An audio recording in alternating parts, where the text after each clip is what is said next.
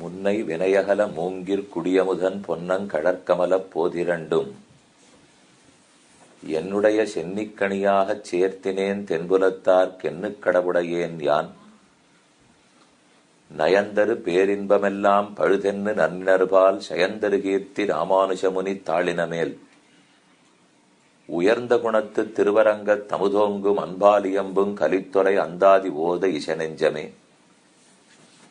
சொல்லின் தொககொண்டு உனதடிப் போதுக்குட் தொண்டு செய்யும் நல் அன்பரேத்து முன் நாமமெல்லாம் எந்தன் நாவினுள்ளே அல்லும் பகலும் அமரும்படு நல்கு அருசமய வெல்லும் பரம இராமானுஜா இதன் விண்ணப்பமே. ராமானுஜருடைய எண்ணிறந்த சிஷ்யர்களுக்குள்ளே திருவரங்கத்தமுதனார் தன் ஆச்சாரியனுடைய வைபவத்தை உலகத்தார் அனைவரும் உணர வேணும் என்பதற்காக ராமானுஜ நூத்தந்தாதிங்கிற 108 பாசுரங்களை அருளி செய்தார். அந்தணர்களுக்கு காயத்ரி மந்திரம் எவ்வளவு முக்கியமானதோ அந்த அளவுக்கு சரணாகதர்களுக்கு பிரபன்னர்களுக்கு இந்த பிரபந்தம் ராமானுஜ நூத்தந்தாதி ரொம்பவே முக்கியமானது. பகவான் நமக்கு எவ்வளவோ ஞானத்தை கொடுத்தார், சாஸ்திரங்களை கொடுத்தார். ஆனால் அவர் நம்முடைய உள்ளத்திலேயே உரைகிறாரே அன்றி சட்டன நம் பாபங்களை போக்கி தன் திருவடிகளை கொடுத்து விடுவாரா என்றால் அது சந்தேகத்துக்குரியது. அதற்காகத்தான் தனக்கு பதிலாகவோ தன் பிரதிநிதியாகவோ ஆச்சாரியனை படைக்கிறார் எம்பெருமான். ஆச்சாரியனை பற்றுவதும் எளிது, பற்றினால் முக்தி கிட்டும் என்பதும் வலிது உறுதியானது. ஆகவேதான் ஆச்சாரியாபிமானமே உத்தாரகம் என்று பூர்வாச்சாரியர்கள் நிர்வகித்தார்கள்.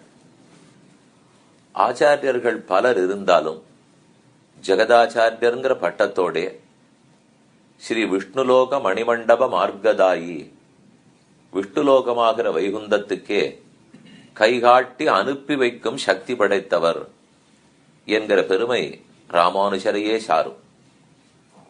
அவர் இந்த சம்பிரதாயத்தை வளர்த்து கொடுத்தார் அப்படிங்கறத ஊர் நினைவில் கொண்டு அதுக்கு நன்றியோடு இருக்கணுங்கிறதுக்காகத்தான் திருவரங்கத்து ரங்கநாத பெருமாளே இந்த சம்பிரதாயத்துக்கு எம்பெருமானார் தரிசனம் என்று பெயரிட்டு வைத்தார்.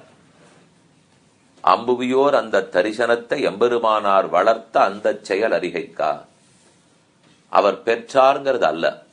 வேதாந்த தேசிகன் சாதிக்கும் போது இதம் அகிலதம கர்ஷனம் நக, நம்முடைய இந்த சம்பிரதாயம் ராமானுஜர் வளர்த்தார்னு சொல்லுகிறோமே தவிர பெற்றார் அல்ல, கண்டுபிடித்தார் அல்ல. இது வைதிக சம்பிரதாயம், வேதம் ஏற்றுக்கொண்ட ஸ்ரீ வைஷ்ணவ விசிஷ்டாத்வைத சித்தாந்தம். அப்ப அதுக்கு ராமானுஜர் என்ன செய்தார்னால் அனைவரும் ஏற்கும்படி எல்லாரும் முக்தி அடையும்படிக்கு அத்தை எளிமைப்படுத்தி அன்போடு நமக்கு அனுகிரகித்திருக்கார். கருணையே உருவானவராக கொடுத்துள்ளார். அப்படின்னா அவர் பின்னாடி அவருடைய நிழல்ல நின்னால்தான் பெருமானுடைய திருக்கண் கட்டாட்சம் நம் பேரில் படும். அவர் பின்னாடி நிற்க வைக்கணுங்கிறதுக்காக அப்ப அவர் பெருமகளை தெரிஞ்சுட்டா தானே நடக்கும். ஒருத்தர் பின்னாடி நாம போகணும்னா யார் பின்னாடியானு போயிடுவோமா? அவர் உயர்ந்தவர், நமக்கு அவரால பயன் இருக்கு, அவர் தன்னலமற்றவர், எந்நலத்தை விரும்புபவர், இது தெரிஞ்சாத்தானே ஒருத்தர் பின்னாடி போவோம். அத போல சுவாமி என்னென்ன பண்ணிருக்கார் அப்படிங்கறத சொல்லிண்டே வரதுதான் ராமானுஜ நூத்தந்தாதி பிரபந்தம். அதுல இப்ப நாம பார்க்க போறது 28வது பாசுரம். வரிசையா ஒவ்வொரு இடமா 4 பாட்டா சொல்லிட்டு வந்துட்டு இருக்கேன். இப்ப நாம பார்க்க வேண்டியது 28வது பாசுரம். 27வது பாசுரத்தில் ஒரு அர்த்தம் சாதித்தார். கொள்ள குறைவற்றிலங்கி கொழுந்து விட்டோங்கிய உன் வள்ளல் தனத்தினால் வல்வினையேன் மனம் நீ புகுந்தாய். அடிய ரொம்ப வினைகளை செய்திருக்கிறவன், தேவரீர் அடியன் உள்ளத்துல வந்து உட்கார்றதுக்கு ஒரு நல்லதும் அடியன் பண்ணினது இல்லை. ஆனால் நீராக தேர்ந்தெடுத்தீர், நிருகேதுகமாக அனுகிரகித்தீர், வந்து உள்ளத்தில் அமர்ந்து விட்டீர். அடியனுக்கு ஒரு சின்ன பயமா இருக்கு. இப்போ ரொம்ப உயர்ந்த தேவரீர் போய் இந்த அழுக்கு படைத்த உள்ளத்துல வந்துட்டீர்னால் அடிய அழுக்கு தேவரீர் பேர்ல ஒட்டினோட போறதேன்னு பயமா இருக்கு. ஆனால் அப்புறம் அந்த பயம் எப்படி தெரியுமோ எனக்கு தீர்ந்தது? உமக்கு இருக்கிற பிரபாவத்துக்கு அழுக்கு உம்ம பேர்ல ஒட்டிக்கிற அளவுக்கு நீர் எளியவர் அல்லர். எந்த அழுக்கா இருந்தாலும் அது தொலைக்கிற அளவுக்கு நீர் வலியவர். அப்படிங்கிற உண்மை தெரிந்த பிற்பாடுதான் என் மனமும் சாந்தி அடையது அப்படின்னு இந்த பாசுரத்திலே சொல்லிக் கொள்ளுகிறார். அப்ப மனத்திலே ராமானுஜர் வந்து அமர்ந்தார், சரி. ஆனா மனத்துல அமர்ந்தா மட்டும் போராது, வாக்குலயும் அமரணும், சரீரத்திலையும் அமரணும். மனம், மொழி, மெய் மூன்றும் ராமானுஜரை சேர்ந்தாலே அன்றி ஏதானு ஒன்று எங்கேயானு தப்பிச்சுன்னு படுத்தினால் மத்த ரெண்டையும் தாங்க போன வழியே இழுத்துன்னு போடும். ஒரு பாத்திரத்துல நிறைய தண்ணீர் நிரப்பி வச்சிருக்கோம், ஒரு மூலையில ஒரு ஓட்டை விழுந்ததுன்னா போரும், எல்லாத்தையும் அது வெளியில இழுத்துன்னு போடும் இல்லையா? அத போல நம்முடைய மனம், மொழி, மெய் இந்த மூன்று நூல் ஒண்ணு கெட்டுதுன்னா கூட மத்த ரெண்டையும் தானே இழுத்துன்னு போடும். மனசு எங்கேயானு படுத்தினால் உடனே பேச்சு அதுக்கு தகுந்த மாதிரி போயிடும், நம்ம செயல்கள் அதுக்கு தகுந்த மாதிரி போயிடும். செயல் தப்பா இருந்தா ரஜோகுண தமோ குணத்தை வளர்த்து விட்டு மத்த ரெண்டையும் கெடுத்துடும். அதனாலதான் எப்போதும் மூணு இருக்கணும். திருமங்கையாழ்வார் ஒரு பாசுரத்தில் சாதிக்கிறார், கேட்கையான் உற்றதுண்டு கேழலாய் உலகங்கீண்ட பூக்கெழு வண்ணனாரை போதர கனவில் கண்டு வாக்கினால் கருமந்தன்னால் மனத்தினால் சிரத்ததன்னால் வேட்க மீதூர வாங்கி விழுங்கினேர் கினியவாரே. திருக்குறுந்தாண்டகத்தில் ஆச்சரியமான பாசுரம். வாக்கினால், கருமந்தன்னால், மனத்தினால், சிரத்ததன்னால் இந்த நாளையும் பகவானிடத்தில் ஈடுபட்டணுங்கிறார். என்ன வாக்கு ஈடுபடணும், சங்கீர்த்தனம் பண்ணணும், புகழ் பாடணும். கருமம் நம்ம செயல்கள் கைங்கரியம் அவனை குறித்து இருக்கணும். மனத்தினால் மனம் அவனை தியானிக்கணும். இந்த மூணு ஸ்ரத்தையோட இருக்கணுங்கிறார். ஸ்ரத்தை இல்லாம ஏனோ தானோன்னு பண்ணிட்டோம்னால் நடக்குமா தெரியாது. அப்ப அந்த உயர்த்தியில நாம இருக்கமா சுவாமின்னு சந்தேகம் வரும். அதுக்குத்தான் நேர போக வேண்டாம். இதெல்லாத்தையும் ஆச்சாரியனிடத்துல முதல்ல செலுத்து, அவர் திருத்தி உன்னை தகுதி உடையவன் ஆக்கி பெருமாள்கிட்ட கொண்டு போய் கொடுப்பார். அப்படிங்கறதான் இவ சொல்லிக்கொண்டே வருகிறார்கள். அது 27வது பாசுரத்தில் தனக்கு ஏற்பட்ட பயத்தை சொல்லுனுட்டார். நாம எங்க கிட்டக்க போனா நம்மால அவருக்கு ஏதான அவத்தியம் குற்றம் வந்துட போறதேன்னு பயந்தேன், அது இல்லை, சரின்னு தீர்க்கிறார். இனி இப்ப பார்க்க வேண்டியது 28வது பாசுரம். மனம் ஒண்ணுல ஈடுபட்டு கொடுத்தனால் அடுத்து வாக்கு ஈடுபடணும் இல்லையோ? மனசுல நினைத்தா அது வாய் வரைக்கும் வந்துடுத்து, சொல்லாம இருக்க முடியல, அதனால சொல்லிட்டேங்கிற இல்லையோ? அத போல இப்ப வாக்க அடுத்த பாசுரத்துல சொல்றார். இது என்ன வாழ்வு? நெஞ்சில் கரை கொண்ட கஞ்சனை காய்ந்த நிமலம் நங்கள் பஞ்சி திருவடி பின்னை தன் காதலன் பாதம் நன்னா வஞ்சற்கரிய இராமானுஷன் புகழன்னி என் வாய் கொஞ்சி பறவையில்லாது என்ன வாழ்வென்று கூடியதே. இன்றைக்கு என்ன வாழ்வு எனக்கு கிடைச்சிருக்கு, இது கிடைக்குமான்னு நான் கனவுல கூட நினைச்சதில்லை. இந்த பாட்டை ரெண்டு விதமா, இப்ப என்ன வாழ்வென்று கூடியதேங்கிறத ரெண்டு ஸ்வரத்துல சொல்லலாம் இல்லையோ? என்னமா வாழ்வு கூடியிருக்கு சுவாமி, சந்தோஷமா இருக்கு அப்படின்னு சொல்லிக்கலாம். என்ன வாழ்வு கூடியிருக்கு என்று சொல்லிக்கலாம். இவர் சொல்லிக்கிறது என்ன வாழ்வென்று கூடியதே, எவ்வளவு சந்தோஷமா இருக்கு. ஏன்னா இதற்கு நான் ஏதானும் பண்ணேனால், நாம முயற்சி எடுத்து உன்னை சம்பாதித்தோம்னாலே அதை செலவழிக்க போறச்சே பட்ட கஷ்டம் ஞாபகம் வந்துட்டே இருக்கும். முயற்சி இல்லாம நமக்கு அது சம்பாத்தியம் கிடைச்சிருக்குனால் செலவழிக்கிறச்சே சந்தோஷமா செலவழிப்போம். நிறைய அப்பா சிரமப்பட்டு சம்பாதிச்சிருப்பார், பிள்ளை பிறக்கறச்சேவே பணக்காரனா பிறந்திருப்பான். அதனால அவன் செலவழிக்கச்சே கவலையப்பட மாட்டான். ஆனா அப்பா தான் எத்த செலவழிக்கணும்னாலும் நான் பட்ட கட்டம் எனக்கு தெரியும், நான் பட்ட கட்டம் எனக்கு தெரியும் அப்படின்னு சொல்லிட்டே இருக்காரு இல்லையோ? பிள்ளைய கேட்டா சொல்லும், அது நீ பட்டது, அது எதுக்கு எனக்கு ஞாபகப்படுத்திட்டே இருக்கே போது. அத போல இப்ப பெரியோர்கள் எல்லாம் தாங்க கட்டப்பட்டிருக்கார். ஆனா அந்த சொத்தை நாம எளிதா அனுபவிக்கிறதுக்கு சேர்த்து வச்சுட்டு போயிருக்கா. இதுல ஒண்ணும் தப்பு இல்லை. பிள்ளைன்னா அப்படித்தான் இருக்கும், அப்பானா அப்படிதான் இருப்பார். அத போல ராமானுஜர் சமப்பட்டார், சேர்த்து வச்சிருக்கார். திருவரங்கமனார் சொல்லிக்கிறார், அடியன் சமப்படலே நீர் கொடுத்தீர், அது எம் பாக்கியம். அந்த பாக்கியம் உமக்கு இருந்ததோ இல்லையோ தெரியாது, இப்போ அந்த பாக்கியம் அடியனுக்கு இருக்கு. உம்ம பெற்றேனோ இல்லையோ, அதுதான் அடியனுக்கு பாக்கியம். அதையும் நான் தேடின்னு வரல, தேவரீரா அடியனை தேடி வந்து தேர்ந்தெடுத்ததோ இல்லையோ. என்ன வாழ்வென்று கூடியதே. எப்பேற்பட்ட நல்ல வாழ்க்கை நமக்கு கிடைச்சது. ஒரு சீவையிட்டவன் இருந்தால் பக்தி பிறந்து ஆச்சாரிய சம்பந்தம் கிடைச்சதுன்னா முதல்ல பாக்கியத்தை கருதி சந்தோஷப்படணும். அழறது, துக்கப்படுறது, பயப்படுறது, பொறாமப்படுறது, கவலைப்படுறது எல்லாம் ஒரு பக்கம் இருக்கட்டும். வாழ்க்கையில இதெல்லாம் மாறவே போறது இல்லை. அலை ஒஞ்சு சமுத்திர ஸ்நானம் ஒரு நாளும் பண்ண முடியாது. இந்த சம்சாரத்துல இருக்கிற உயர்வு தாழ்வுகள் இருந்துட்டு தான் இருக்கும்.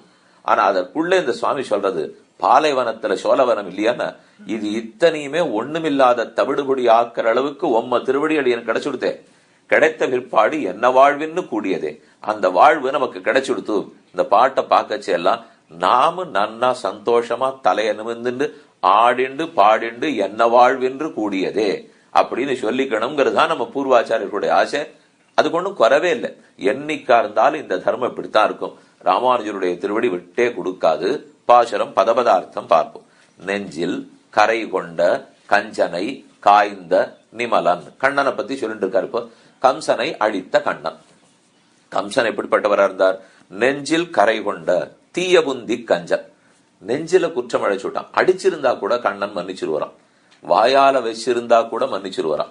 ஆனா நெஞ்சில தப்பு நினைச்சுட்டானோ இல்லையோ, அதை ஹிரண்யகசிபுவை கொல்லும் போதே நரசிம்ம பெருமான் அவனை எடுத்து தன் மடியில போட்டுனுட்டு அவனுடைய இதயத்தை பிளந்து விட்டார். பிளந்து உள்ள மெதுவா தன் கைகளை வச்சு தொழாவி பாக்குறார். எதுக்கோ தொழாவின்னு இருக்கார். தெரியாதவா குடலை எடுத்து மாலையா போட்டுக்கிறதுக்கு, ரத்தத்தை அலையறதுக்கு, இதெல்லாம் சொல்லிட்டு இருப்பார். ஆனா பெரியாழ்வார் இல்லேங்கிறார். பகவான் எதுக்கு தெரியுமா உள்ள அலைஞ்சு அலைஞ்சு பாக்குறான்? நெஞ்சில ஒரு மூலையிலாவது என்னை பத்தி நல்லெண்ணம் வச்சிருந்தான்னா இப்ப கூட மன்னிச்சு விடுறேன். அதுக்காகத்தான் கடைசியில தொழாவி பார்த்தார். அதுவும் இல்லேன்ன உடனே கொண்டுட்டார். அதைத்தான் அவர் செய்தாரே தவிர அளந்திட்ட தூணை அவன் தட்ட ஆங்கே வாழுய சிங்க உருவாய் வளர்ந்துட்டு உளந்தொட்டு உள்ளத்தை தொட்டு பாக்கிறாருங்கிறார். உள்ளத்தை தொட முடியுமா? நிஜமா இப்ப கையை விட்டு தொழாவினா உள்ளம் தட்டுப்படுமான்னா அப்படின்னு என்ன அர்த்தம்? உள்ளத்துல என்ன நினைவிருக்குங்கிறத தேடுறாருன்னு அர்த்தம். அதே போல நெஞ்சில் கரை கொண்ட கம்சனுக்கு நெஞ்சத்துல தப்பு நினைச்சுட்டான். ஒருத்தி மகனாய் பிறந்து ஓரிரவில் ஒருத்தி மகனாய் ஒளித்து வளர தரிக்கிலானாகி தான் தீங்கு நினைந்த கருத்தை பிழப்பித்து. அங்கேயும் பாட்டு பிடி பாருங்க. நினைத்த அதான் தப்பு. நம்ம கடைசியா மனதளவுல விரோதம் பாராட்டிட்டோம்னால் அப்புதான் பகவான் தண்டிக்கிறார். வாய் வார்த்தையா ரெண்டு வச்சா கூட போனா போறான், தெரியல சொல்லிட்டான்னு. அடிக்கவே அடிச்சா கூட போனா போறான், இவன் அடிச்சு எனக்கு ஒண்ணு பட போறது இல்லைன்னு. ஆனா மனதளவுல நினைச்சிட்டோம்னால் ஆத்ம நாசத்துக்கு இவன் வழி வகுக்கிறானோ இல்லையா, அவருக்கு ஒரு குறை வந்துட போறது இல்லை. அதனால இந்த ஆத்மா நாசம் ஆயிடும் இல்லையோ, அதனால தான் அதை அழிக்கிறதுக்கு பாக்குறார். அதையும் ஆத்மாவை அழிக்கிறது இல்லை, சரீரத்தை முடித்து நல்ல பிறவிய கொடுத்துட்டு போவோம் என்று பகவான் முயற்சிக்கிறாராம். அதனால நெஞ்சில் கரை கொண்ட கஞ்சனை காய்ந்த நிமலன். கரை கொண்ட ஒரே சீற்றம். கண்ணனை கொண்டுடுறேன் பார். முதல்ல பூத்தனை அனுப்பிச்சு வச்சான், கடைசியில கேசி. இத்தனை பேரும் மதுராலேருந்து கோகுலத்துக்கு போனா ஒத்தரானு திரும்பி வரல. எல்லாரையும் கண்ணன் சொல்லவேனா அழிச்சுட்டான். அழித்த பிற்பாடு இப்ப இந்த பக்கத்துல இருந்து போறதுக்கு ஆள் இல்ல.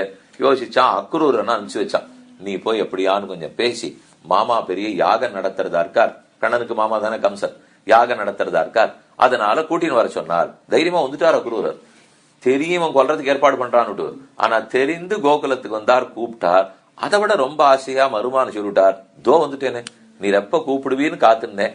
அப்பா அம்மாவை பார்த்து 10 வருஷம் ஆறுது. பிறந்தன்னைக்கு மதுரால இருந்து கிளம்பி கோகுலத்துக்கு வந்தேன், திரும்ப போய் தான் பார்க்கணும் என்று சரின்னு ஒத்துனுட்டார். அக்குரர் அவரை எழுப்பி தன்னுடைய தேர்ல உட்காந்து வச்சுனுட்டார். ரொம்ப வேகமா யமுனையை தாண்டறது தேர். கோகுலத்தில் இருக்கிற பெண்களுக்கெல்லாம் இழப்பு, மதுரால இருந்த பெண்களுக்கெல்லாம் லாபம். இவர்கள் இழந்துட்டா அவ கிடைச்சா. இதத்தான் மதுராபாகியம் அனன்ய போக்யமீடே என்று வேதாந்த தேசிகன் கோபால விம்சத்தியில சாதிக்கிறார். விரஜயோஷி தபாங்க வேதனீயம் மதுராபாகியம் அனன்ய போக்யமீடே. கிஷோர பிராவதிஷ்யம் தத் பிரம்ம கிஷோர பாவதிருஷ்யம். அந்த பிரம்மமே கண்ணனாக பிறந்த காலம். வேகமா ஓடுறது தேர். அப்ப ஊர்ல இருக்கிற பெண்கள்லாம் சத்தம் போடுறா, இவருக்கு யார் அக்ரூரர்னு பேர் வச்சா? குரூரர்னு பேர் வச்சிருக்கணும். பிரிச்சுன்னு போயிட்டார் கண்ணனை நம்ம கிட்ட இருந்து. இவருக்கு போய் இந்த அப்பா அம்மா தெரிஞ்சு வச்சாளா தெரியாத வச்சுட்டாளா? அக்ரூரா குரூர ஹிருதயா, ரொம்ப கொடுமைக்காரரா இருக்கார். கண்ணனை பிரிச்சுன்னு போயிட்டார்னா போயிட்டார்.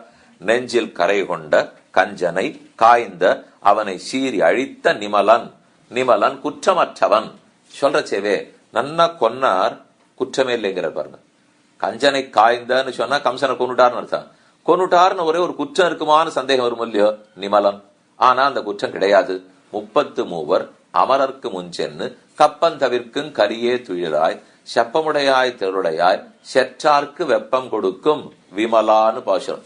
செற்றார்க்கு வெப்பம் கொடுக்கும்னா விரோதிகளை அழிக்கிற. ஆனா குற்றமற்றவன். விமலானாலும் குற்றமற்றவன், நிமலானாலும் குற்றமற்றவன். இங்க நெஞ்சில் கரை கொண்ட கஞ்சனை காய்ந்தார், குற்றமற்றவர். ஆனா நிமலன். கொன்றவரை போய் குற்றவாளி இல்லைன்னு சொல்லுவீரோன்னால், ஓ இது ஆத்மா அழிக்கிற வேலை இல்ல, சரீரத்தை மட்டும் அழிக்கிற வேலை. இந்த சரீரத்தை இனிமே இவங்கிட்ட விட்டு வச்சிருந்தால் அதை வச்சிருந்து மேல மேல ஊருக்கு துன்பம் கொடுத்து பாகவத அபச்சாரப்பட்டு தன்னைத்தானே கெடுத்துப்பான், பாவம் தடிப்பான். இந்த சரீரத்தை நிறுத்தினாலே ஒழி இவன் பாவத்தை நிறுத்த முடியாது. அப்படிங்கிறதுக்காக அவனுக்கு நல்லது செய்யறதுக்காக அதை போக்குறாரே தவிர அவனுக்கு தீமை செய்வதற்காக அல்ல. ஒரு தாயார் குழந்தைய அடிக்கிறார், அடிச்சா வலிக்கணுங்கிறதுக்காக அடிக்கிறாளா, திருந்தணுங்கிறதுக்காக அடிக்கிறாளா? வலிக்கணுங்கிறதுக்காக அடிக்க மாட்டாளே. அது ஊரார் அடிச்சா தான் வலிக்கணும்னு அடிப்பா, பெத்தவ அடிச்சா திருந்தணுங்கிறதுக்காகத்தான் அடிப்போம். அதே போல பகவானும் நமக்கு பெற்றவர், நாம் திருந்துவதற்கு அடிக்கிறாரே தவிர வலிக்கணுங்கிறதுக்காக இல்லை. இன்னும் கேட்டா நமக்கு ஒரு நிமிஷம் வலிச்சதுனால் நாம ஒத்தொத்தரம் அவர் சரீரமா இருக்கிறதுனால அவருக்கு வலிக்கிறதுன்னு அர்த்தம். அடிச்சுன்னா முதல்ல தான் வலிய தாங்கியாகனவர் இருந்தால் இத சரி வேற வழி இல்லை, ரண சிகிச்சை அறுவை சிகிச்சை பண்றோம், வலிக்கும் தெரியறது, ஆனா பண்ணாத்தானே நாளைக்கு உடம்பு சரியாகும். அதுக்காக நிமலன் குற்றமற்றவன் நங்கள் பஞ்சு திருவடி பின்னைதன் காதலன். இந்த கண்ணனார் ஏற்கனவே சின்ன வயசு 10 வயசு கண்ணன் கம்சவதம் பண்ணார்னு சொல்லிட்டார். அப்புறம் கொஞ்ச நாள் ஆச்சு கல்யாணம் பண்ணிக்க போறார். நங்கள் பஞ்சு திருவடி, பஞ்சு போன்ற மென்மையாக இருக்கும் நப்பின்ன பிராட்டிக்கு காதலன். பஞ்சு திருவடி பின்னைத்தன் காதலன், அந்த நப்பின்னைக்கு காதலனாக இருந்து திருக்கல்யாணம் பண்ணிருக்கார். பாதம் நன்னா வஞ்சர்க்கு, அந்த கண்ணன் திருவடிகளை யாரெல்லாம் பற்றவில்லையோ, பாதம் நன்னா அப்படின்னா அந்த கண்ணனுடைய திருவடிகளே பிராவண் இல்லை, பக்தி இல்லை, அப்படி இல்லாதவர்களுக்கு அரிய பாதம் நன்னா வஞ்சர்க்கரிய விராமானுஷன். அப்படிப்பட்டவா யாரோ பகவானிடத்துல பக்தி இல்லை, எங்க ஆத்மா பாட நாங்க பாத்துக்கிறோம், இந்த ஆத்மா அவனதே இல்லை என்று யாரெல்லாம் சொல்றாளோ அவர்களுக்கு அரிய இராமானுஷன். அவர்கள் ராமானுஜரை கிட்டவே முடியாது. பகவானுக்கு நான் சொத்துன்னு ஒத்துண்டா சேர்த்துப்பர், ஒத்துக்கலைன்னா வாதம் பண்ணி ஒத்துக்க வைப்பர், வைத்த பிற்பாடு சேர்த்து கொள்ளுகிறார். அப்ப பாதம் நன்னா வஞ்சர்க்கு அரிய இராமானுஷன். பெருமான் திருவடியை பற்றானவனை ஏன் வஞ்சர்னு சொல்லிட்டார்னால் நிஜமா வஞ்சனே. நாம் அத்தனை பேரும் பகவானுடைய சொத்தாக இருக்க அதை ஒத்துக்காம எனக்கு நானே சொல்றானோ இல்லையோ, அப்ப பொய் சொல்றான், திருடிட்டான் தானே அர்த்தம். ஒரு சொத்து ஒத்துறது கிடையாது நான் பிடிக்க வச்சிருந்தேன்னா அப்ப திருடன் தானே அர்த்தம். அதைத்தான் வஞ்சனைன்னு சொல்றாரு. இப்ப ஆத்மாபகாரம்ங்கிறது பெரிய திருட்டு. ஏதோ விளக்கு இருக்கு, அது இருக்கு, இது இருக்கு, திருடின்னு போறீங்கன்னா கூட சரி ஏதோ போனா பொருசாமி கை கொஞ்சம் நீளம் போல் இருக்கு எடுத்துன்னு போயிட்டா விட்டுடலாம். இப்போ ஆத்மா பகவானதா இருக்கிறச்சே என்னதுன்னு நினைத்தேன்னால் அது பெரிய திருட்டு. அந்த திருட்ட பண்ணவாளுக்கு தான் ராமானுஷர் சொப்பனமா சிம்மமா இருக்காராம். பாதம் நன்னா வஞ்சர்க்கு அரிய ராமானுஷன் புகழன்றி என்வாய் கொஞ்சி பரவகில்லாது. அந்த ராமானுஷருடைய கல்யாண குணங்களை தவிர அவர் புகழன்றி என் வாய் என்னுடைய வாக்கானது கொஞ்சி பரவகில்லாது, கொஞ்சி பேசாதுங்கிறார். அப்படின்னா இந்த அமுதரானுடைய பாட்டு கொஞ்சலான பாட்டு போட்டு கொஞ்சி பரவகில்லான்னு கிளி கொஞ்சுதல் என்று சொல்றோம் இல்லையோ. அழகழகா சின்னதா சொல்லும், பெரிய அர்த்தம் இருக்கா தெரியாது, ஆனா கேட்கறவா ரொம்ப சந்தோஷமா கேட்டுப்பாடும் இல்லையோ. அத போல நானும் கொஞ்சி பரவுகிறேன்னால் யாராரோ முதலியாண்டானோ கூறத்தாழ்வானோ தெரிஞ்சு வித்வான்கள் உம்ம நாமத்தை சொன்னாப்பெல்லாம் அடியே சொல்லல. இப்போ ஒரு கிளி கொஞ்சினா தலைவிக்கு ஆசையா இருக்காதா? அதை போலத்தான் நான் சொல்லிட்டு இருக்கேன் தவிர நான் ஒண்ணு என் பாட்டு இப்படியோக்கா அப்படியோக்கான்னு சொல்லவே இல்லையே. அந்த சக்தி ஞானம் எனக்கு கிடையவே கிடையாது. அதனால என் வாய் கொஞ்சி பரவகில்லாது, அதை தவிர என்னுடைய வாக்கானது வேற ஒண்ணும் பேசாது. கொஞ்சி பேசுறாள்னு சொன்னா ஆறு வயசாகாத குழந்தைகள் தானே பேசும். வயசாகாதவ பேசினா தப்பு இருந்தா கூட ஏத்துனுடுவோம் இல்லையோ, பெருசா குற்றம் பார்க்க மாட்டோமே. இதுவே சொல்றோமே, குழலினிது யாழினிது என்பர் தம் மக்கள் மழலை சொல் கேளாதவர். குழல் நன்னா இருக்கு, வீணை நன்னா இருக்கு, கச்சேரி நன்னா இருக்கு, குழந்தையினுடைய வளரலை கேட்டிருக்க மாட்டா சுவாமி. அதனாலதான் குழலினிது யாழினிதுன்னு சொல்லிட்டு இருக்கா.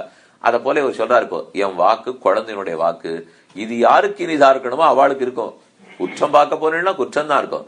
ஆனா நான் குற்றம் நானே குற்றம், அப்புறம் நான் பாடுறது குற்றம் இல்லாத இருக்க போறதா? இப்போ என்ன ஒண்ணு, யார பாடுறேனோ அவருக்கு குற்றம் இல்லை, அதனால அவர் ஏற்றுக்கொள்ள போகிறார். கொஞ்சி பரவகில்லாது, அதை தவிர வேற ஒன்னும் பேசாது, என்ன வாழ்வின்று கூடியதே. இப்படி அவரை தவிர மத்தொன்னை பேசாமல் ராமானுஜனு தந்தாதி பாடி உலகத்துக்கு ஒரு உபகாரம் பண்ணி என் நாக்கையும் சுத்து பண்ற அளவுக்கு ஒரு வாழ்வு எனக்கு கிடைச்சுடுத்து. எதுக்கு என்ன பண்ணிருக்கேன்னு யோசிச்சு பாக்குறேன். நம்ம கூட யோசிச்சு பாக்கணும். இப்போ ஓரளவு பக்தர்கள் ஆயிட்டோம், எல்லாம் நிம்மதியா இருக்கு சுவாமி, ஒண்ணு அதெல்லாம் வம்பு தும்பு இல்லை, எங்கெங்கயோ சுத்தி இருந்தோம், ஏதோ சாப்பிட்டு இருந்தோம், எங்கேயோ பழகிருந்தோம், அதெல்லாம் மாறித்து இப்போ இப்படி இருக்கோம்னா சில சமயம் நம்ம படம் எடுத்து வச்சுட்டு இருப்போம். நம்மள ஒரு 30 வருஷத்துக்கு முன்னாடி படம் வச்சுட்டு இருப்போம் இல்லையா, அதை வீட்டுல எங்கேயானு மூலையில மாட்டிருப்பா, வெளியில வர்றவா பாக்குறாப்புல மாட்டா, எங்கேயோன்னு பழசா மாட்டிருக்கான்னு வச்சுக்கோ. நம்மளே அதை பார்க்கச்சே தோணும், நம்மளா இப்படி இருந்தோம், நல்ல வேலை மறப்போம், இப்படித்தான் நாம இருந்திருக்கோம் அப்படின்னா என்ன வாழ்வின்று கூடியதே. இன்னைக்கு நல்லா தான் இருக்கேன், திருப்தியா இருக்கேன், ஆனா அன்னைக்கு இருந்தேனேன்னு கவலைப்பட்டு பிரயோஜனம் இல்லை. அப்படி இருந்தவனையும் திருத்தினாரே சுவாமின்னு சந்தோஷப்பட்டுக்கணும். அதுதான் நாம பெற வேண்டிய பெருமை, அதுதான் நமக்கு இருக்கிற ஆனந்தமே. சாத்திக அகங்காரம் கூடும்னு சொல்றாள் இல்லையோ, என்ன வாழ்வின்னு கூடியதே என்பது பாசுரத்தின் பதபதார்த்தம். இதனுடைய அர்த்தத்திலே சில அழகான கருத்துக்கள்லாம் சேர்த்து சொல்லியிருக்கார். என்னன்னு விண்ணப்பிக்கிறேன். ஆத்மாபகாரிகளை ராமானுஜர் விளக்குகிறார்.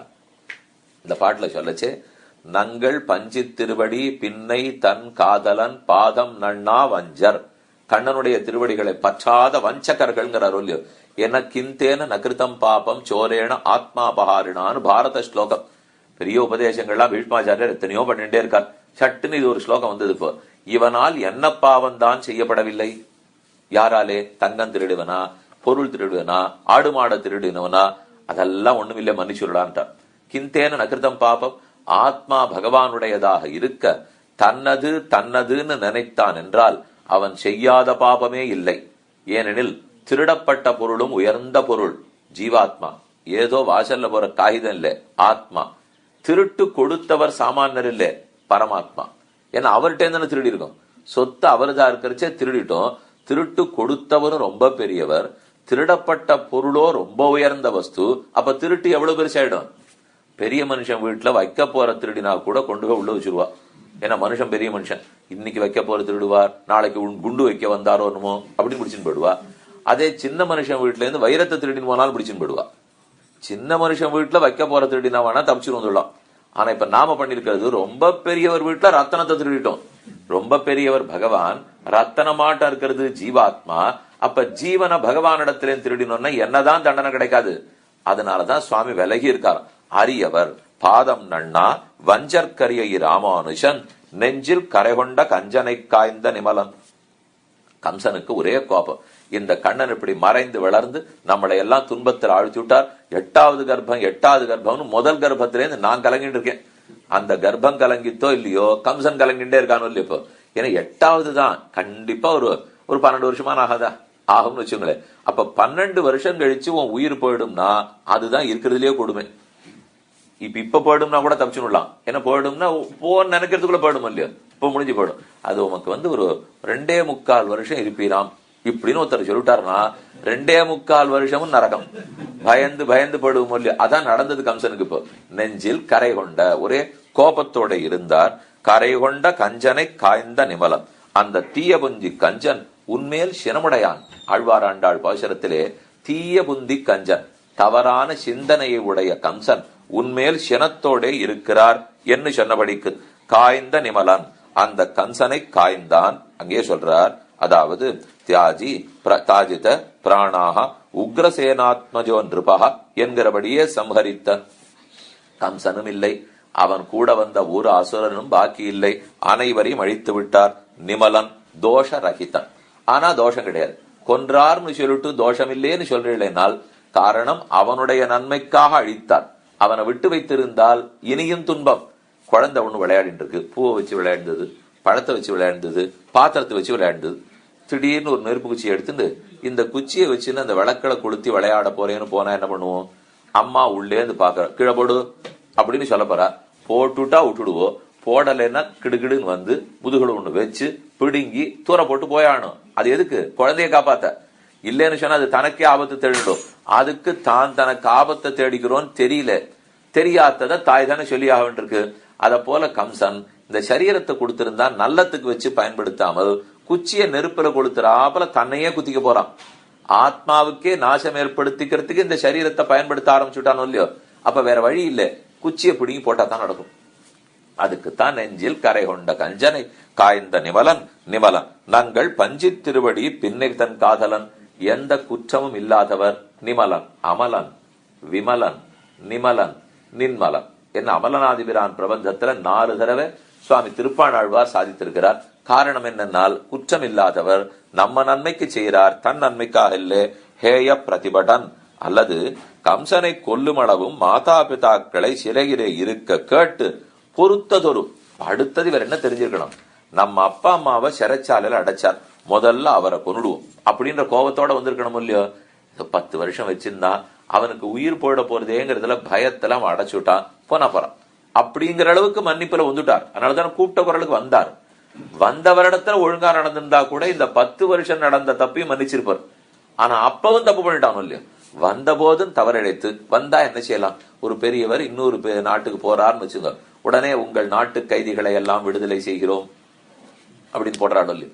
ஒரு பெரியவருக்கு பிறந்த நாள் வந்தா கூட எல்லாரையும் விடுதலை பண்ணிடுவா. இப்ப கண்ணனே வராரோ இல்லையோ, மதுரையில இருந்து கோகுலத்துல இருந்து மதுரைக்கு, இனிமே உங்க அப்பா அம்மாவை கைது பண்ணி வச்சிருந்ததை விடுதலை பண்ணிவிடுறேன்னு சொல்லியிருக்க கூடாதாங்கிறார்.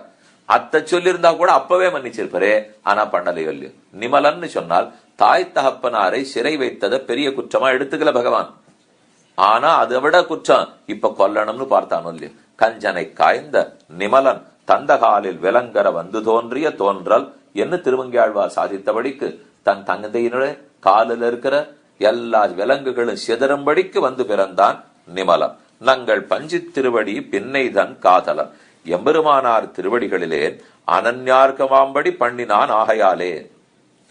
அடுத்த ஆச்சரியமா சொல்றார். இப்ப நிமலன்னா இன்னொரு அர்த்தம் பார்ப்போம். பகவான நிமலன்னா குற்றமற்றவங்கிறார். இப்ப சொல்ற அர்த்தம், நான் ஒரு நாள் பகவானைத்தான் போய் ஆசிரிச்சேன். கூரத்தாழ்வான பற்றதுக்கு முன்னாடி ராமானுஜரிடத்துல வருவதற்கு முன்னால் நேர நம்பெருமாளை பற்றி இருந்தேன். ஏன்னா இந்த சுவாமிகிட்ட தான் கோவில் சாவியே இருந்தது. இவர் தான் ஸ்ரீரங்கம் கோவில்ல புராணம் படிச்சுட்டு இருந்தார். அதனால அந்த அளவுக்கு அவருக்கு சக்தி இருந்தவர், முதல் மரியாதை இருந்தவர் அந்த சுவாமி.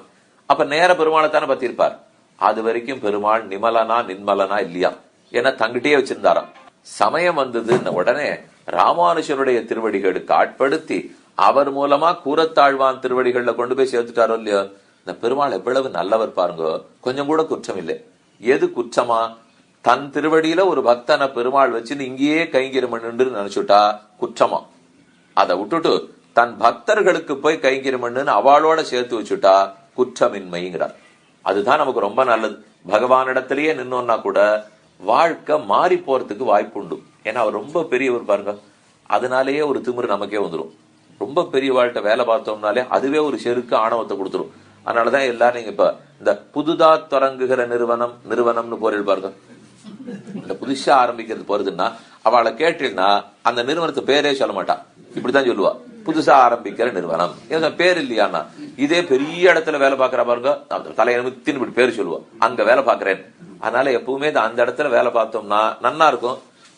யாரும் அனுப்பிச்சிட மாட்டா, போயிட்டு வான்னு சொல்ல மாட்டா, போயிட்டே இருக்கணும் வந்துட்டே இருக்கணும், பெருமையோட இருக்கலாம், அவ்வளவுதான். ஆனா அதுக்கு மேல என்ன ஆகும் தெரியாது.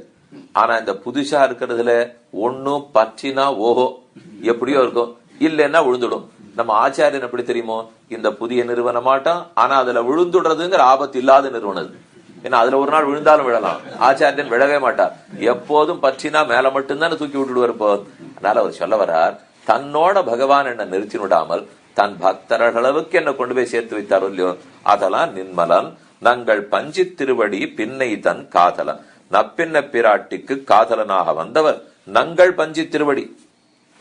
நங்கள் பஞ்சி திருவடி பின்னதன் காதலன் இருக்கும் இல்லையோ. இப்ப நங்கள் பின்னை தன் காதலன்னு சொல்லலாமா, அல்லது பின்னை தன் காதலன் நங்கள் காதலன்னு சொல்லலாமா? தமிழ்ல எங்க வேணா எடுத்து வெட்டிலாம் ஒட்டுலாம். இந்த கொண்டு கூட்டு பொருள் ஹோல்னு ஒண்ணு சொல்லுவா. இந்த சப்தத்தை அங்க சேர்க்கலாம், அந்த சப்தத்தை இங்க சேர்க்கலாம், எங்க சேர்த்தாலும் அர்த்தம் மாறி வரும் இல்லையோ. இப்ப நங்கள் பின்னைன்னு சொல்லிட்டா நாம முதல்ல நப்பின்ன பிராட்டி பின்னாடி போய் நின்றுடுவோம். நின்றுட்டு அதை நான் யார் பின்னாடி நின்று இருக்கேனோ அந்த நப்பின்னைக்கு நீ கணவன் விடுவோம். இல்ல நப்பின்னைக்கு கணவன் பகவான், அவர் நங்கள் பகவான், அப்படின்னா பெருமாள் பின்னாடி போய் நிற்கிறோம்னு அர்த்தம். இப்ப நங்கள் பின்னைன்னு பிரிச்சுக்கலாமா, இல்ல நங்கள் காதலன்னு பிரிச்சுக்கலாமா? யாரோட நம்மள சம்பந்தப்படுத்திக்கணும்னால் நிச்சயமா நங்கள் பஞ்சி திருவடி பின்னை நப்பின்ன பிராட்டி நிழல்தான் நிற்போம். அப்ப பகவான் யாருன்னா, நான் நிக்கிறது யாரு? நப்பின்ன நிழலிலே. அந்த பெருமாள் அவருக்கு கணவன். சுவாமி உமக்கு ஒண்ணும் கிடையாதா, உம தந்தை இல்லையான்னா இருக்கட்டுமே, அது அவளுக்கு கணவன். எனக்கு தந்தைன்னு சொன்னா பயமா இருக்கு. ஏன்னா இவர் எப்ப என்ன கோவப்பார்வை பார்ப்பதோ தெரியாது இப்போ. ஆனா அவளை பார்க்கச்சே எப்பவும் அனுகிரகத்தோட பாக்குறாரோ இல்லையோ, அப்ப ரொம்ப நிம்மதி அவ நிழல்ல நிக்கிறது தான். நங்கள் பஞ்சி திருவடி பின்னை தன் காதலன். ஸ்ரீஹி பூஹு நீளான்னு சொல்றோம் இல்லையோ, நீளாதேவி நாச்சியார் தான் நப்பின்ன பிராட்டி. கும்பன்னு கண்ணனுக்கு மாமா, யசோதனுடைய உடம்பிறந்தான். அந்த கும்பனுடைய திருக்குமாரத்தி தான் நப்பின்ன பிராட்டி. இதுல பிள்ளலோகஞ்சியர் ரொம்ப ஆச்சரியமான ஒரு அர்த்தம் சாதிச்சிருக்கார். ஸ்ரீ ஜனகராஜன் தன் பூமியில் உள்ள இடையர்க்கெல்லாம் தலைவனாய் கும்ப என்னும் பேரையுடையவனானான். ஜனகராஜன் தான் கும்பனா பிறந்தான்னு ஒரு அர்த்தம் சொல்லியிருக்கார். இது எந்த புராணத்திலேருந்து அவர் எடுத்திருக்காருன்னு தெரியல. இப்போ சீதைய ஜனகன் பெற்றாரோ இல்லையோ, அந்த ஜனகனே இப்ப அடுத்த யுகத்தில் துவாபர யுகத்தில் கும்பனா பிறந்து தம் பொண்ணு நப்பின்ன பிராட்டிய கண்ணனுக்கு கல்யாணம் பண்ணி கொடுத்திருக்கார். கண்ணன் இறங்கினதே 7 ரிஷபங்களை அடக்கி காளமாடுகளை அடக்கி நப்பின்னைய கல்யாணம் பண்ணிக்கணும். அதுக்காகத்தான் இந்த பூலோகத்திலே பெருமாள் திருவவதாரம் பண்ணினாராம். அந்த நப்பின்னை இருக்கிறதுலே ரொம்ப கருணை உள்ளவள். மகாலட்சுமி எல்லாரையும் பொறுப்பாள், பூதேவியும் பொறுப்பாள், நீலாதேவியும் பொறுப்பாள். யாரான ஒருத்தன் குற்றவாளி முன்னாடி வந்து நிற்கிறார்னு வச்சுக்கோ, பெருமான் அவனை சட்டுன்னு திரும்பி பார்க்க மாட்டான். உன் குற்றங்களே கண்ணில் படுறது போ அப்படின்னா இவன் உடனே மகாலட்சுமிகிட்டே தேவரி சொல்லுவீர்ங்கிற நம்பிக்கையில தான் வந்தேன், இவரானா பார்க்க மாட்டேங்கிறார், நீர் தான் 2 வார்த்தை எடுத்து சொல்லி சேர்த்து வைக்கணும். உடனே பெருமாள் வலது பக்கம் திரும்பி பார்க்கிறார். ஸ்ரீதேவி நாச்சியார் உலகில் குற்றம் இல்லாதவர் யார், மன்னிச்சுடும் அப்படின்னு சொல்ல, இவ எப்பவுமே இப்படித்தான், யார் வந்தாலுமே சிபாரிசு பண்ணிட்டே இருக்கா, இவ பக்கம் திரும்ப வேண்டாம் அப்படின்னு பூதேவி நாச்சியார் பக்கம் திரும்புறார். அவ அதை விட ஒரு படி மேலே போய் நம்முடைய அக்காள் சொன்னது உலகில் குற்றமில்லாதவர் யார். இப்ப நான் சொல்றேன், இப்ப உலகத்துல குற்றமில்லாதவர் யாரா, அதெல்லாம் தப்பு. அப்படின்னா குற்றம்னு ஒண்ண ஒத்துண்டு குற்றமில்லாதவா கிடையாது, மன்னிச்சுடு அப்படின்னு தானே ஸ்ரீதேவி சொன்னா. இப்ப நான் சொல்றேன், உலகத்துல குற்றம் பண்ணவாளே ஒத்துரும் கிடையாது, நீ மன்னிக்க வேண்டிய தேவையே இல்லையே, எதுக்கு பேசிட்டு இருக்கீங்க? குற்றம்னு ஒண்ணு இருந்தா தானே மன்னிக்க வேண்டிய தேவை. இப்ப குற்றவாளிகளே கிடையாதுன்னுட்டே அவள். இவ சொன்னதையும் கேட்க கூடாது. என்னை தாண்டி பக்கத்துல இருக்கிற நீலாதேவியை பார்த்த போது அவள் கூறினாள், உலகத்துல குற்றம்னே ஒண்ணு கிடையாதுன்னு. முதல்வள் வந்து குற்றம் இருக்கிறவா இருக்கா மன்னின்னா, அடுத்தவ குற்றம் புரிந்தவா இல்லைன்னா, மூணாவது இருக்கிற குற்றம்னே ஒண்ணு கிடையாதுன்னுட்டா. அப்புறம் தோஷம்னே இல்லைன்னா யார் இருக்கத்தான் போற, 6 மன்னிக்கணும். இப்போ சரி 3 பேர் இப்படி சொல்லச்சே நம்மால தப்பிக்க முடியாது, இவனை மன்னிச்சு ஏத்துக்க வேண்டியதுதான் என்ன பெருமாள் நம்ம பேர்ல அனுகிரகிக்கிறார்னால் அது நப்பின்ன பிராட்டியினுடைய ஏற்றம். நங்கள் பஞ்சு திருவடி பின்னைதான் காதலன், காதலன் பாதம் நன்னா தளவேல் முறுவல், தளவள் முறுவல் பின்னைக்காய்.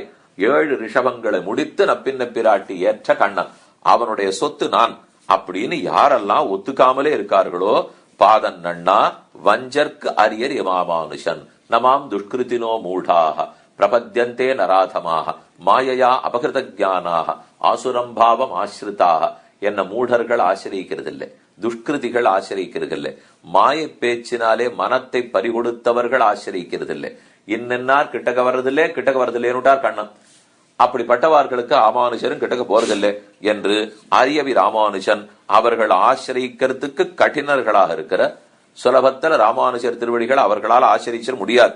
அவருடைய புகழன்றி ராமானுஜருடைய சீரை அன்றி என் மனசிலே என் தோஷத்தை பாராதே அதுவே போக்கியமா ஏத்துட்டாரே.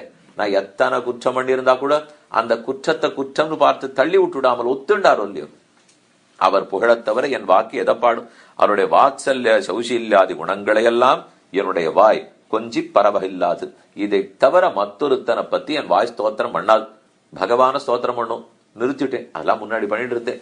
இப்ப எல்லாம் ராமானுஜரத்தான் ஸ்தோத்திரம் பண்ணுவேன். அதை தவிர நரஸ்துதி பண்ண மாட்டேன், வேற யாரையும் பேச மாட்டேன். எங்க கூறத்தாழ்வான பாடுவேன். அவர் அனுகிரகத்தால்தான் உடையவர் திருவடி எனக்கு கிடைச்சது. இப்படிப்பட்ட பரமபக்தர்களை பாடுவோமே தவிர அபக்தர்களை பாட மாட்டோம். என் வாய் கொஞ்சி பரவகில்லாது. இது அபூர்ணோக்தியாலே சொல்லுகிறார். பகவத்குணங்களையும் ஸ்தோத்திரம் பண்ண மாட்டாது என்று தம்முடைய சரமனிஷ்டையை வருளித்தருளினார். என்னாராயித்து இனிமே என் வாய் மற்ற பேரை கொஞ்சாது பேசாதுன்னுட்டால் திருவரங்கநாதனை பாடுவீரா மாட்டீரா? இது முக்கியமான கேள்வி. எடுத்தே மற்ற பேரை பாட மாட்டேன்னு சொன்னீர், ராமானுஜ தவிர இன்னொருத்தர பாட மாட்டேன்னு விட்டால் அப்ப திருவேங்கடமுடையான், காஞ்சி தேவபெருமாள் இவர்கள்லாம் பாடுவீரா இல்லையான்னா சுவாமி சொன்னார் மாட்டேன்னு விட்டார். ஆனா சொல்ல போறார், இப்போ தென் அரங்கம்னு சொல்ல போறார், தென் அத்தியூரர்னு சொல்லுகிறார், இருப்பிடம் வைகுந்தம் வேங்கடம்னு சொல்ல போறார். அப்ப இத்தனை இடத்துல அந்தந்த பெருமாள்லாம் சொன்னீரே, பாடமாட்டேன்னு சொன்னீரேன்னா கொஞ்சம் பாட்டு பாருங்க எப்படி பாடினேன்னு. பாட்டை நான் நேரம் அந்த பெருமாளை ஸ்தோத்திரம் பண்ண பாடல, அவர் எங்க ராமானுஜர் உள்ளத்துல இருக்காருன்னு சொன்னேன், அதைத்தான் நான் பாடினே தவிர அதுக்காகவான பேரு சொல்ல வேண்டாமா? அதுக்கு நான் என்ன பண்ணுவேன்? இப்போ இவர் வைபவம் தான் நான் சொல்ல வந்தேன், அவர் பெருமை நான் பேச வரல. ஆனா அவளே இவரை தேடி வந்து உட்கார்ந்து இருக்கச்சு அவர்களும் வந்தார்கள்னு சொன்னேன், அதற்குத்தான் பேரை எடுத்தேனே தவிர அவர்களேன்னு நேர பாடவே மாட்டேன். என் வாய் கொஞ்சி பரவகில்லாது. ஏன் இவ்வளவு பிடிவாதமா இருக்காருனால், ராமானுஷர் கொடுப்பார், அவரிடத்தில் தான் பெறுவோம். நமக்கு சுவாமி, நமக்கு நாயகன், நமக்கு நாதன் உடையவரே என்கிற நிஷ்டையில இருந்திருக்காரோ இல்லையோ, அதனாலதான் இந்த பாசுரம் இப்படி பிறந்தது. நெஞ்சில் கரகொண்ட கஞ்சனை காய்ந்த நிமலம் நங்கள் பஞ்சி திருவடி பின்னை தன் காதலன் பாதம் நன்னா வஞ்சற்கரியவி ராமானுஷன் புகழன்று என்வாய் கொஞ்சி பரவகில்லாது என்ன வாழ்வின்னு கூடியதே. 28வது பாசுரம் முற்றிற்று. அடுத்து இப்ப பார்க்க வேண்டியது 29வது பாசுரம்.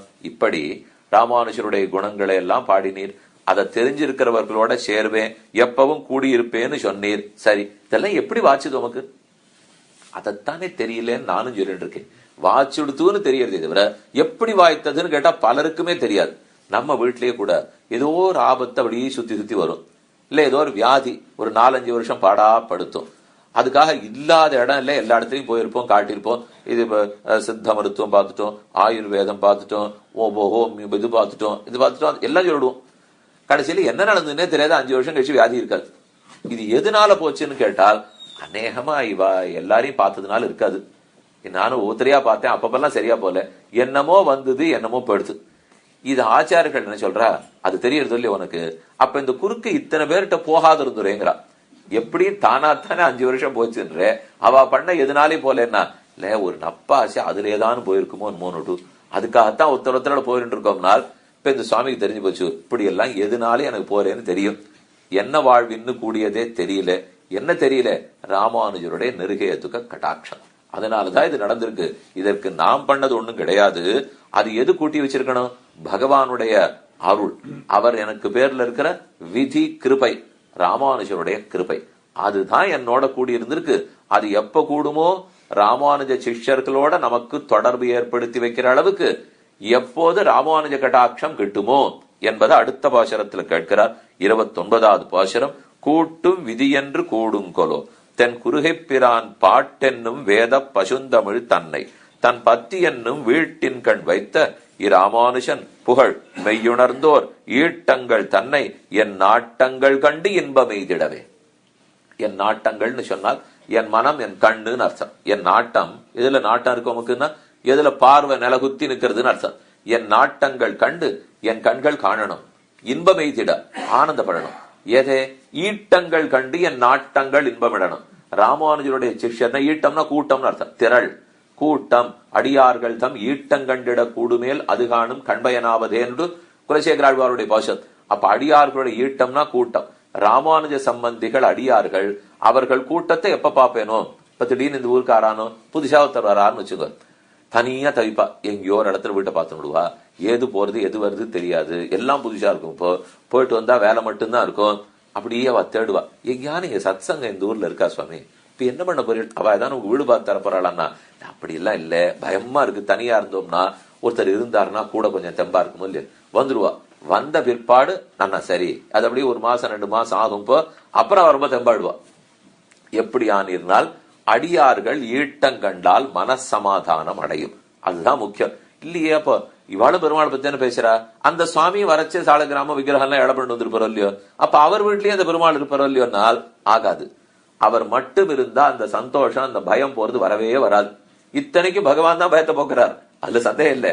ஆனா அவர் நேர போயிட மாட்டார். அவர் அப்படியே இந்த சத் சங்கத்தில் இருக்கிறவா, பாகவதர்கள், பக்தர்கள், அவர்கள் மூலம்தான் நமக்கு அந்த பயத்தையே போக்குவார். அதனாலதான் எந்த ஊருக்கு போறச்சேவும் 2 கடமை. எங்க சத் சங்கம் இருக்குன்னு தேடின்னு போய் பாகவதாளோட சேர்றது கடமை, ஊர்ல இருக்கிறவாளுக்கு அதை நடத்துறது அதை விட கடமை. ஏன்னா நம்ம பாட்டுக்கு நாம இருக்கோம், நமக்கு பாட்டு தெரியும், நித்தியம் சொல்லிப்போம், திருவாளுக்கு திருவாராதனை பண்ணிப்போம், எனக்கு ஒண்ணும் கஷ்டம் இல்லை, 20 வருஷமா நான் உட்காந்துருக்கேன். ஆனா நான் போய் யாரையும் கூப்பிடுறதா இல்லைன்னு சொல்லிட்டீங்கன்னா அப்ப பகவானுடைய ஆணைய மீறுறோன்னு அர்த்தம். அவர் பண்ணி வச்சிருக்கிற ஏற்பாடு புதுசா என் பக்தன் வருவான், பயப்படுவான், அவன் பயத்தை போக்குறதுக்கு பழைய பக்தனா இருக்கிற உங்கடமைங்கிறார் அவர். அதுக்காக நம்ம அப்பப்ப கூப்பிடணும். அதுக்கு தான் சேவா காலம் வைக்கிறா, அத்தியாபகம் வைக்கிறா, பாராயணம் வைக்கிறா, எதுக்கு எல்லாத்துக்கும் கூப்பிட்டுட்டே இருக்கும். வரா ததிகாராதனம்னு வைக்கிறா. வச்சாத்தான் பக்தி தவழ்ந்து நிற்கும், பயம் தொலையும். அது இந்த சம்சாரத்தினுடைய நடைமுறை. அது நமக்கு தெரியாமல் நம்ம பாட்டுக்கு தனியா இருக்கேன், நம்ம பாட்டுக்கு தனியா இருக்கேன்னு பேசக்கூடாது. இருக்கோம்னு சொன்னா பகவானுடைய உள்ளத்தின்படி நடக்கலேன்னு அர்த்தம். அவர் உள்ளத்தின்படி நடக்கணும்னா மெனக்கடணும். எல்லாரையும் 6 பக்தர்களா இருக்காரோ அவர்கள் எல்லாரையும் கூப்பிட்டுத்தான் தீர வேண்டும் என்பதைத்தான் சொல்றாரு. இப்போ நாங்கள் பஞ்சு கூட்டும் விதி என்று கூடுங்கொலோ தென் குருகைப்பிரான் பாட்டென்னும் வேத பசுந்தமிழ் தன்னை தன்னை பத்தி என்னும் தன் பத்தி என்னும் வீட்டின் கண் வைத்த இராமானுஷன் புகழ் மெய்யுணர்ந்தோர். ராமானுஜனுடைய பக்திங்கிறது தான் வீடு. அவருக்கு பக்தி இருக்கும் இல்லையோ, அந்த பக்திங்கிற வீட்டிலே எதை வச்சிருக்காராம் அது சொல்றதுதான் அழகு. இப்போ தென் குருகைப்பிரான் பாட்டென்னும் வேத பசுந்தமிழ் தன்னை. தென் குருகைப்பிரான் தான் நம்மாழ்வார். குருகைப்பிரான் ஆழ்வார் திருநகரிலே திருக்குறுகூர்ல அவதரித்த நம்மாழ்வார். அவருடைய பாட்டு நம்மாழ்வாருடைய பாடல். வேதம் தமிழ் வேதமாகிற திருவாய்மொழி, அது பசுந்தமிழா இருக்கான். சொல்ல சொல்ல சொல்ல நாக்குக்கு இனிப்பா இருக்கு. இன்பத்தேன் வந்து பாயுது காதினிலேன்னு தமிழ்ல சொல்றோம் இல்லையோ, அது போல இந்த பாட்டு சொல்ல சொல்ல நாக்கு இனிக்கிறது, அப்படியே காதல தேன் பாயராப்பல் இருக்கு. அதை கொண்டு வந்து தன் பக்திங்கிற வீட்டுல ராமானுஜர் வச்சிருக்கார். தென் குருகைப்பிரான் பாட்டென்னும் வேத பசுந்தமிழ் தன்னை தன் பத்தி என்னும் வீட்டின் கை வைத்த விராமானுஷன். அந்த ராமானுஜனுடைய ஈட்டம், அவருடைய பக்தர்கள் கூட்டம், அந்த கூட்டத்தை என் நாட்டங்கள் என்று கண்டு இன்பம் இதுமோ என் கண்கள் என்ன காண போறதோ அந்த சத்சங்கம் வேணுமேன்னு கேட்டுக்கிறார். இதுல ஆச்சரியம், இவர் ராமானுஜர் காலத்திலே இருந்தவர். இதுதான் நம்ம இப்ப கேட்டோம்னா நியாயம். 10,000 மைல் கன்னடம் இருக்கும், 1000 மைல் கன்னடம் இருக்கும், எப்ப 4 பேர் கிடைப்பாளோன்னு தேடுறோம், எல்லாம் சரி. இந்த சுவாமி ஸ்ரீரங்கத்திலே உட்காந்துருக்காரு, உத்தரவீதி சித்திரவீதியிலேயே உட்காந்து இப்போ என்றோ என்றோ இருந்தார்னால் என்றோன்னு சொல்லுவாளா? அவர் ராமானுஜரே கூட இருக்கார். மேலும் கூட 700 சன்னியாசி சிஷ்யர்கள், 12,000 கிரகஸ்தால் சிஷ்யர்கள். அப்ப கிடைக்குமா கிடைக்குமான்னு கேட்டு இருக்காரு. என்னால் ஆழ்வார் அப்படிதான் கேட்டு இருப்பார். எப்ப கிடைக்குமோ எப்ப கிடைக்குமோ, நீ வருவியோ மாட்டியோ, அப்படியே கை விட்டு விடுவியோ. இவரையே அவரை விட போறார். இவர் கிடைப்பரா பெருமாள் முன்னாடி வந்துட்டு இருக்கார். ஆனா இவர் ஒவ்வொரு பாட்டிலையும் படுமோ கிடைக்குமோன்றார். என்னால் ரொம்ப உயர்ந்த பண்டம் ஒண்ணு கையில இருந்ததுன்னா அது நிலைக்கணுமேன்னு பதைக்கத்தான் பதைப்போம். ஒரு ரத்தனம் இருக்கு, அவ்வளவு பெருசு வச்சிருக்கார். அதுக்கு 7 ஷவர் போட்டிருக்கார், 4 நாய் நிறுத்தி வச்சிருக்கார், 4 காவலாளிகள் துப்பாக்கியோட நிறுத்தி வச்சிருக்கார். யாரானு கிட்டக்க வந்தாலே ஓன்னு சத்தம் போடுறதுக்கு எல்லாம் ஏற்படுத்தி வச்சிருக்கார். ஆனா ராத்திரி 4 தடவை எழுந்து உள்ள போய் பார்த்துட்டு வர சுவாமி. எதுக்காக? அவர் இத்தனையும் வச்சிருக்காரு இல்லையோ. அப்ப தாராளமா இருக்கும், சொல்ல முடியாது. ஏன்னா அது 5 கோடி ரூபாய். அவ்வளவு பெருசு ரத்தனம் ஊர்ல யார்கிட்டையும் கிடையாது. அது ஒண்ணு என்கிட்ட இருக்குன்னா தலஹாணி கடியில சாவி இருக்கான்னு தொட்டு பாத்துக்கணும். ராத்திரி 2 மணிக்கு எழுந்திருக்கிறான், 4 மணிக்கு எழுந்திருக்கிறான், தொட்டு பாக்குறான். அதே போலத்தான் இவருக்கு இப்போ கிடைச்சிருக்கு. ஆனா கிடைச்சது வாய்க்கணுமே. இந்த சம்சாரம் படுத்துற பாட்டை கண்டி அவளுக்கு பயம். இன்னைக்கு ஒண்ணு வாச்சுடுத்தேன்னு கொஞ்சம் சந்தோஷப்பட்டு சிரிக்கிறதுக்குள்ளே தலகுப்புற தள்ளி விட்டுடும். அதுதான் இந்த சம்சாரத்தினுடைய இயல்பு. அதனால பதச்சுட்டே இருக்கணும். இது நிலைக்கணும் கிடைக்கணும். பாதம் மாறி அடியும் போயிடக்கூடாது. அந்த பயம் மட்டும் இருக்கணும். நமக்கு என்னன்னால் மத்த எதை பத்தி நம்ம பயப்படாது இருக்கட்டும். சம்சாரத்தை கண்டு நம்மள பயப்படதே இல்லை. ஆனா ஆழ்வார் பார்த்தா நடுங்கிறார் சம்சாரத்தை கண்டு. நம்ம கேட்டா சொல்லும், பதில சுவாமி கண்ணன் பயம் இல்லாத இருக்கணும் இருக்கார். நாங்க எப்படி பயம் இல்லாத இருக்கும் பாருங்க. உங்க ஆழ்வார் ஏன் பயப்படுறாருனால், எதை கண்டு பயப்படணுமோ அதை கண்டு பயப்படணும், எதை கண்டு பயப்படக்கூடாதோ அதை கண்டு பயப்படக்கூடாது. பயப்பட வேண்டிய துக்கத்தம் பயப்படாத இருந்துட்டான்னா முட்டாள்னு அர்த்தம். பயப்படணும் சம்சாரத்தை கண்டு. இந்திரியங்கள் எங்க கொண்டு போய் தலகுப்புற தள்ளிடுமோ, சம்சாரம் எந்த நிமிஷம் நம்ம காலை பிடிச்சு இழுத்து விட்டுடுமோன்னு எல்லா ஆச்சாரியர்களும் நாதமுனிகளில இருந்து கடைசி ஆச்சாரியன் வரைக்கும் பயப்பட்டிருக்கா. அவ பயப்பட்டதை ஸ்லோகத்துல சொல்லாம இருந்ததே இல்லை. நாங்களே பயப்படுறோம்னா உன் பாட்டை பாத்துக்கோங்கிறதுக்காகத்தான் அவ திரும்ப சொல்லிட்டு இருக்கா. இவா சொல்றதெல்லாம் கேட்டு நம்ம ஒண்ணும் கவலையே பண்றது இல்லை. இந்த சம்சாரத்தை நாங்க ஜெயிச்சுட்டோங்கிறோம். அப்படின்னா என்ன அர்த்தம்னா, சம்சாரம் போற வழி நாங்க போயாச்சுன்னு அர்த்தம். இதுதான் ஜெயிக்கிறதுன்னு அர்த்தம். இப்ப 2 பேர் கொடுத்தனம் பண்ணிட்டு இருக்கா, சண்டையே இல்ல சுவாமி, சௌக்கியமா இருக்கா. அப்படின்னா இவ சொல்ற தாவன்னு அவ சொல்றதுன்னா, ஒருத்தர் தான் சுவாமி அந்த வீட்லயும் சொல்றார், இன்னொருத்தர் சொல்றதை கேட்கறேன்னு விட்டார். அதனாலதான் ரொம்ப திருப்தியா இருக்குன்னா, சம்சாரம் போற வழி நம்ம போயிட்டோம் இல்லையோ. நான் சொல்லிட்டு இருக்க சம்சாரம்ங்கிறது பூமண்டலத்துல பிறந்து மாத்தி பிறக்கிற சம்சாரத்தை சொல்லிட்டு இருக்கேன். இப்போ அப்ப சம்சாரத்திலே பிறக்கிறோம் இறக்குறோம் சொன்னபடி போயிட்டோம். அந்நாள் நீ தந்த ஆக்கையின் வழி உழல்வேன் ஆழ்வாருடைய பாசனம். நீ சொன்ன வழிக்கு போகாமல் சம்சாரத்தின் வழிக்கு போயிட்டு அதை கண்டு பயமும் இல்லாத இருக்கேனோ இல்லையோ. ஆனா இவா பயப்படுறான், என்னைக்கு அந்த வாழ்வு பறிபடுமோ கிடைக்குமோ கிடைக்காதோனால்.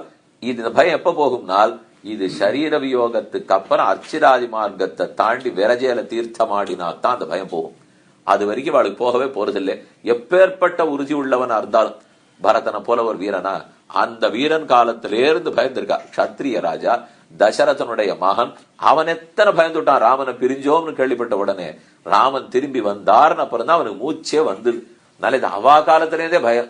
இவரும் அப்படிதான் பயப்படுறார். கூட்டும் விதி என்று கூடுங்களோ, எப்ப கூடும் தெரியலையே. இனி பதபதார்த்தம். தென் குருகை பிரான் பாட்டென்னும் வேத பசுந்தமிழ் தன்னை. தென் அழகிய தெற்கு திக்கிலே இருக்கக்கூடிய குருகை, திருக்குருகூர் ஆழ்வார்த்த நகரி. குருகை பிரான் ஆழ்வார்த்த நகரில் அவதரித்து உலகத்துக்கே உபகாரம் பண்ணவர். அவர் பாடின 4 பிரபந்தத்தை வச்சுத்தானே இத்தனையும் பாடிட்டு இருக்கோம். தென் குருகை பிரான் பாட்டு என்னும் வேதம், பாட்டுன்னு சொல்லப்பட்ட தமிழ்ல இருக்கக்கூடிய வேத ரூபமான பசுந்தமிழ் தன்னை அழகிய தமிழிலே பாடியிருக்கிறார்.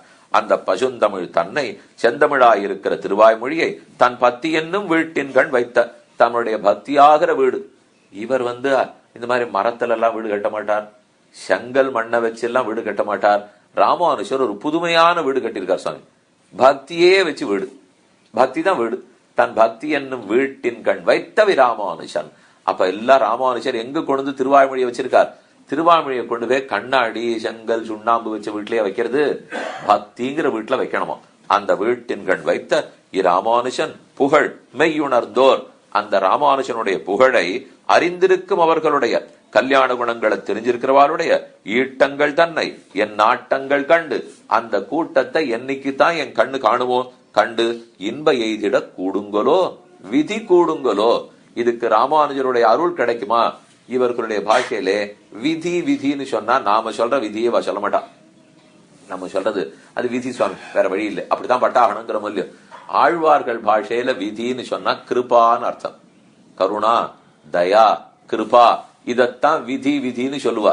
இது 5 முதல் பாசுரத்திலேயே கையார் சக்கரத்தின் கரிமாணிக்கமே என்னன்னு பொய்யே கைம சொல்லி புறமே புறமே ஆடி மெய்யே பெத்தொழிந்தேன் விதி வாய்க்கின்னு காப்பாரார் ஐயோ கண்ணபிரான் அரையோ இனி போனாலேன்னு பாசுரம். விதி வாய்க்கிறதே யார் இனிமே என்ன காப்பாத்துவாங்கிறார். அப்படியே மாத்தி சொன்ன அர்த்தத்தை. விதி வாச்சுடுத்தே யார் என்ன காப்பாத்துவார்னால் விதி தலையில விழுந்துடுத்தே போயிட்டேனே என்ன சொல்லலேவர். விதிங்கிற கிருப்பை என் தலையில விழுந்திருக்கு, இனிமே யார் என்ன காப்பாத்தணுங்கிறார். ஒரே வார்த்தைக்குள்ள என்ன அர்த்தமா எடுத்து பாருங்க. இப்ப விதி வாய்க்குன்னு காப்பாரார் அழலாம், விதி வாய்க்குன்னு ஆர் காக்கணும் என்று சொல்லலாம். அப்ப பகவானுடைய கிருபை என் தலையில விழுந்துருச்சுன்னா நான் யாரை எதிர்பார்க்க போறேன்? அதுவே போரும் இல்லையோ. அதனால விதின்னு சொன்னா கிருபா. அந்த கிருபை நமக்கு எப்போது கிடைக்குமோ தெரியலையே. விதி வாய்க்குன்னு காப்பாரார் ராமானுஷருடைய கல்யாண குணங்களை விடாமல் ஓதிக்கொண்டிருக்கும் பக்தர்களோட சேர்க்கை நமக்கு கிடைக்க வேண்டும். தென் குருகை பிரான் பாட்டென்னும் வேத பசுந்தமிழ் தன்னை குருகாபுரியில அவதரித்தார். நீங்கள பல பேர் ஆழ்வார் நிறைய போயிட்டு வந்திருக்கலாம், நம்மாழ்வார சேவிச்சிருக்கலாம். ஒரு சிலருக்கு அந்த பாக்கியம் கிடைக்காது இருந்திருக்கலாம். நமக்கு புரியவே புரியாது, பேசிட்டே இருந்திருப்போம், அவரோட ரொம்ப நாளா பழகி இருந்திருப்போம், எல்லாம் சேவிச்சிருப்பாரோ நல்லா கேட்டுருப்பார். திடீர்னு ஒரு நாள் ஆழ்வார் திருநெல்ல அவர் பாக்குறச்சே, வயசு 58 ஆச்சு, இப்பதான் முதல் தர ஆழ்வாரே சேவிக்கிறேன்னு ஒரு தூக்கி வாரி போடும் நமக்கு.